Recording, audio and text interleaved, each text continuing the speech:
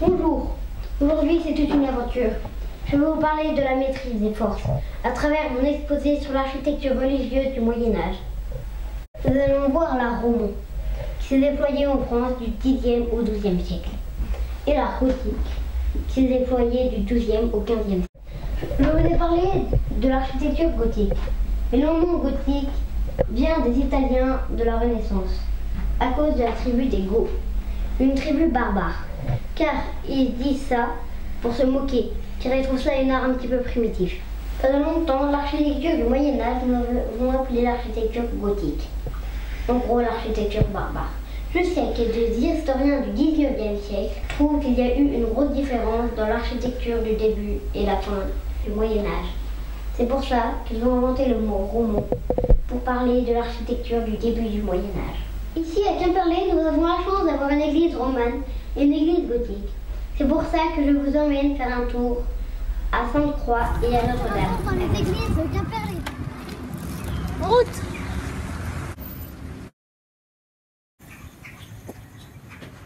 Nous sommes arrivés à l'église Sainte-Croix, que nous allons regarder pour son architecture.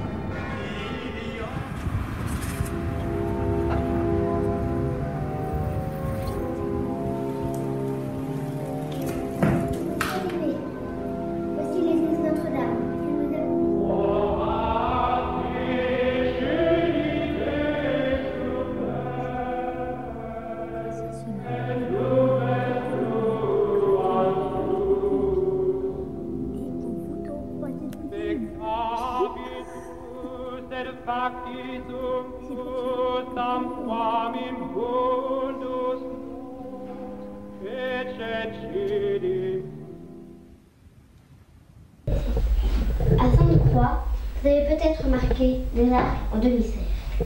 Nous appelons ça des arcs en plein centre. Mais par contre, à Notre-Dame, les arcs sont plus pointus.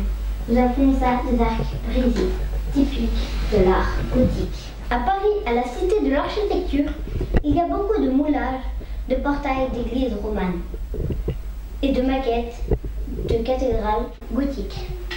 C'est pour ça que nous allons faire un tour.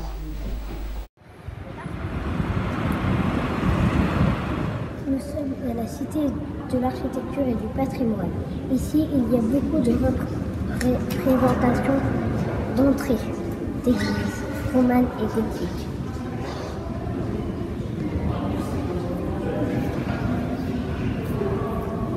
Voici le tampon de l'église de Carénac, une église du XIIe siècle. Voici le tampon de l'église libre de Sainte-Foy-les-Clos, le tampon de l'abbaye de Moissac.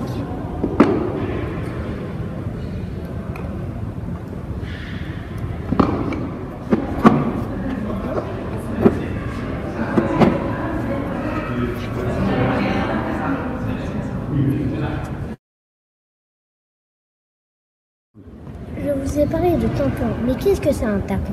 Un tampon. Le tampon, c'est cette pièce-ci. Voici le tampon et au-dessus, c'est l'archivolte. Contenant le portail de Sainte-Marie de Sens.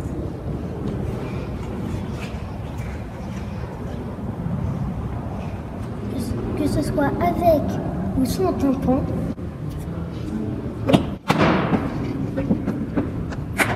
les arches des églises romanes sont en demi-cercle. D'abord, on met le cintre, puis les différentes pièces.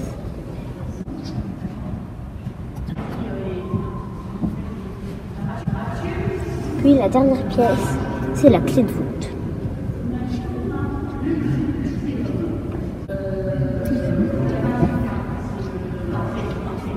Enfin, on va pouvoir enlever le centre. Et ça tient. Je vous ai promis qu'on allait parler des forces. À la Cité de l'Architecture, je vous ai montré comment faire des voûtes avec un cintre, avec des arcs en plein cintre. Avec cette forme, nous pouvons faire aussi bien des fenêtres, des plafonds ou des voûtes, ou relier de piliers. Les hommes du Moyen-Âge voulaient faire des plafonds très solides, contre le feu pour leurs plus beaux bâtiments, surtout les églises. Cette idée est venue des Romains. Eux, les Romains, faisaient des voûtes monoblocs, en un seul bloc. Ils le faisaient en béton. Mais il fallait beaucoup de bois, beaucoup d'hommes. Le bois pour faire chauffer le calcaire, pour qu'il se transforme en chaux, car leur béton était principalement fait de chaux, et beaucoup d'hommes, car il fallait après amener tout cela sur l'endroit où la voûte va être construite. En termes de force, c'était facile. Il y avait une seule force vers le bas, comme tous les objets.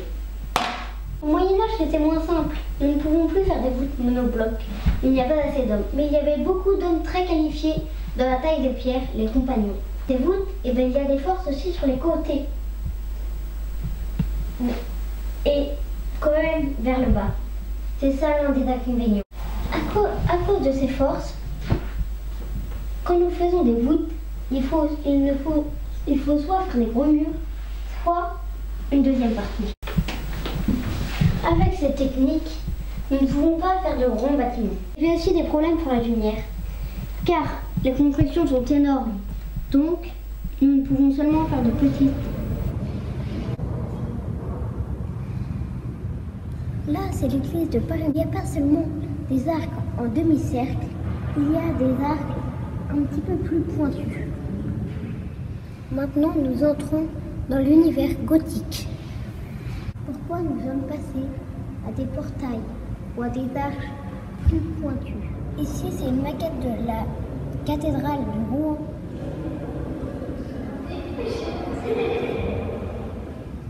Voici une maquette de la cathédrale de Paris, le monument le plus visité au monde. Remarquez bien ces contreforts qui sortent du bâtiment comme des arêtes de poisson. Maintenant, nous allons faire une arche en 3D d'olive. C'est le même système, mais il faut 4 branches.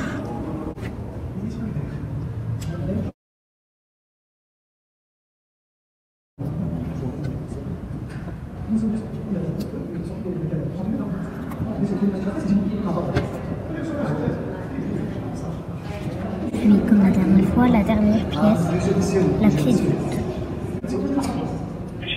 Puis après, nous pouvons enlever le centre.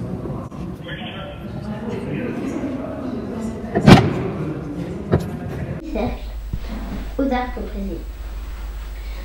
Déjà, les arcs brisés sont plus grands. Voici l'arc roman, l'arc gothique. Donc pour des fenêtres, il y a beaucoup plus de lumière. Et il y a moins de force sur les côtés. Donc nous pouvons faire de plus grandes arcs. J'ai découvert une chose de vraiment géniale, c'est la croisée d'olive. La nouveauté dans la croisée d'olive. Voici une voûte romane vue du haut. Les forces de la voûte sont tout du long. Donc, ils vont seulement pouvoir être montrés par des forces.